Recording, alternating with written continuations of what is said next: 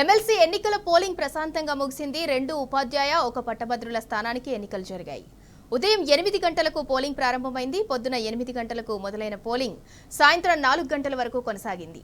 చివరి గంటలో పోలింగ్ కేంద్రాలకు ఓటర్లు క్యూ కట్టారు. సమయం ముగిసే వరకు క్యూ లైన్లో నిల్చున్న వారికి ఓటు వేసే అవకాశాన్ని కల్పించారు. వచ్చే నెల 3న ఎమ్మెల్సీ ఎన్నికల ఓట్ల లెక్కింపు జరగనుంది.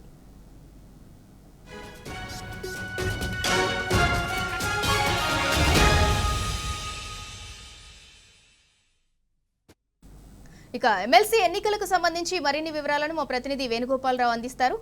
వేణు, ఎమ్మెల్సీ ఎన్నికలకు సంబంధించిన అప్డేట్ ఏంటి?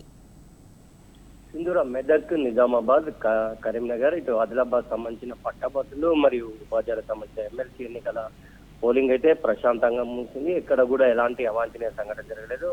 ఏమంటే 4 గంటల వరకు కూడా పోలింగ్ ప్రశాంతంగా ముగిసింది. మరోవైపు ఇటు 4 గంటల తర్వాత కూడా ఎవరైనా క్యూ లైన్ లో ఉంటే మాత్రం వారికి ఓటు వేసే హక్కు కూడా కల్పించారు ఎన్నికల కమిషన్.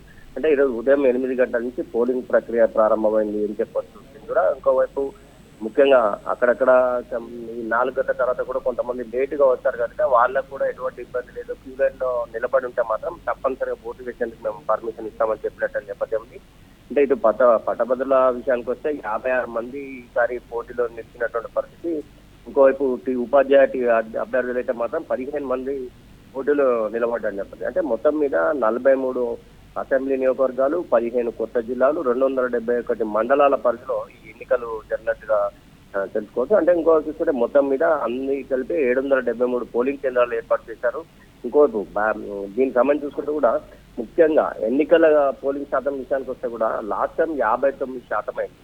మరి ఈసారి కూడా రమారమి అంతే కావచ్చు అని కూడా అనుకుంటున్నారు. ఎందుకంటే మనకు 10 గంటలకు అంటే ప్రతి 2 గంటలకు ఒకసారి మనకు పోలింగ్ శాతం వస్తుంది సింధూరా. ఇప్పుడైతే ప్రస్తుతం 2 గంటల వరకు మాత్రమే మనకు వచ్చింది. దాని ప్రకారం చూస్తే ఇటు మెదక్, ఆదిలాబాద్, నిజామాబాద్, కరీంనగర్ పట్టభద్రుల ఎమ్మెల్సీ ఎన్నికల పోలింగ్ శాతం అయితే ప్రస్తుతానికైతే 40% 61 అయింది.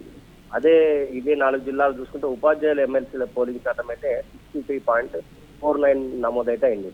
అంటే మరికొద్ది సేపట్లో మనకు పూర్తి సమాచారం వచ్చే అవకాశం ఉంటుంది. ఎందుకంటే 4 గంటల తర్వాత అన్ని జిల్లాలకు సంబంధించి అంటే క్యూ లైన్ లో నిలబడ్డ వారి ఓట్లు అవన్నీ పూర్తిగా అయిపోయిన తర్వాత మనకు టోటల్ పర్సంటేజ్ అయితే వచ్చే అవకాశం ఉంది. ఎందుకంటే పోయినసారి కూడా మనకు టోటల్ గా 59% ఓటింగ్ పర్సంటేజ్ అయితే నమోదైంది. అది ఇప్పుడు కూడా అంతే అయ్యే అవకాశాలు ఉన్నట్టుగా తెలుస్తా ఉంది.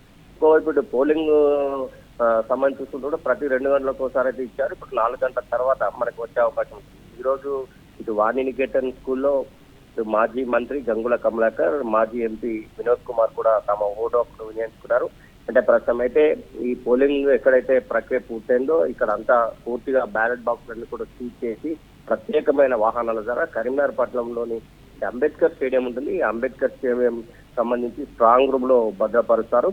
ఈ స్ట్రాంగ్ రూమ్ భద్రపరిచిన ప్రతి దాన్ని కూడా అంటే ఇవన్నీ కూడా 3వ తారీఖు వరకు ఉదయం వరకు కూడా ఇదే స్ట్రాంగ్ రూమ్ లో పోలీస్ సెక్యూరిటీ మధ్య పెద్ద ఎత్తున స్ట్రాంగ్ రూమ్ లో భద్రపరుస్తారు. అంటే మనకు వీళ్ళ భౌతికం తెలియాలంటే మాత్రం 3వ తారీఖు వరకు వేచి చూడాల్సిన అవసరం అయితే ఉందని చెప్పొచ్చు Sindhura. Right, thank you Venu.